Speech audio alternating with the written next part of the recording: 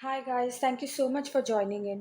Video शुरू करने से पहले please subscribe to my channel and turn on all notifications. इस वीडियो में हम पेपर सोल्यूशन सॉल्व करेंगे फॉर लॉ एंड मेडिसिन। ये मई 2017 का क्वेश्चन पेपर है। So let's start with question number 1। What is autopsy? It's a highly specialized surgical procedure that consists of a thorough examination of a corpse by dissection to determine the cause and manner of death or to evaluate any disease and injury. तो एक surgical procedure होता है जिसमें body को dissect करते हैं to check कि body में कोई डिजीज़ थी या कोई टाइप की इंजरी थी या फिर to determine what's the cause and manner of death. Question number 2 पे चलते हैं। What is Ayush? तो आयुष एब्रीविएशन है। Ayush is the ministry of Ayurveda, yoga and naturopathy, Unani, Siddha and homeopathy, abbreviated as Ayush. It's a governmental body in India purposed with developing education and research in Ayurveda, Yoga and Naturopathy, Unani, Siddha and Homeopathy. तो ये एक governmental body है जो India में establish हुई है to develop education and research. किस बारे में? आयुर्वेदा के बारे में, योगा के बारे में, नेचुरोपैथी, उनानी, सिद्धा और होम्योपैथी के बारे में। Let's go to question number 3। Define brain stem death. ये क्वेश्चन कभी ऐसे भी फ्रेम होता है जैसे डिफाइन ब्रेन डेथ। तो ये क्वेश्चन का आंसर है as per section 2D of the transplantation of human organs act 1994। Brain stem death means the stage at which all functions of the brainstem has permanently or irreversibly ceased and is so certified by the doctor। जब जो brain stem होता है वो permanently activity उसके जो है जो functions है परमानेंटली ख़त्म हो चुके रहते हैं या फिर उसको इरिवर्सिबल डैमेज हो चुका रहता है जो कि फिक्स नहीं हो सकता है, रिवर्स नहीं हो सकता है, तो वो ब्रेन डेड हो जाता है। और अगर ये सर्टिफाई होता है डॉक्टर से तो उसे ब्रेन स्टेम डेथ कहते हैं। Let's go to question number 4. Define near relative under the Transplantation of Human Organs Act 1994. Near relative means spouse, son, daughter, father, mother, brother or sister. उसे near relative कहते हैं। Question number 5. State any two duties of a registered medical practitioner. कोई भी दो duties हमें यहाँ पे बतानी है of whom?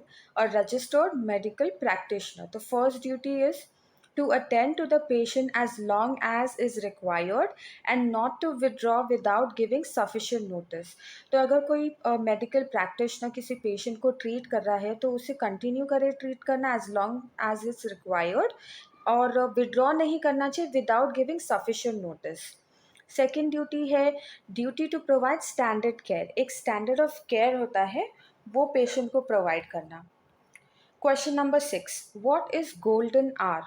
The first hour after the traumatic injury when an emergency treatment is most likely to be successful in saving the human life. किसी traumatic injury के बाद में जो तुरंत फर्स्ट आवर में जो इमरजेंसी ट्रीटमेंट मिलता है उस इंसान को, उस पर्सन को, और वो मोस्ट लाइकली सक्सेसफुल होता है treatment, emergency treatment in saving the human life. इसीलिए उस फर्स्ट आवर को आफ्टर द ट्रोमैटिक इंजरी उस फर्स्ट आवर को गोल्डन आवर कहते हैं। Let's go to question number 7. What is a clinical trial? It's a systematic study of new drugs in human subjects to generate data for discovering or verifying the clinical, pharmacological, or adverse effects with the objective of determining the safety and efficacy of the new drug.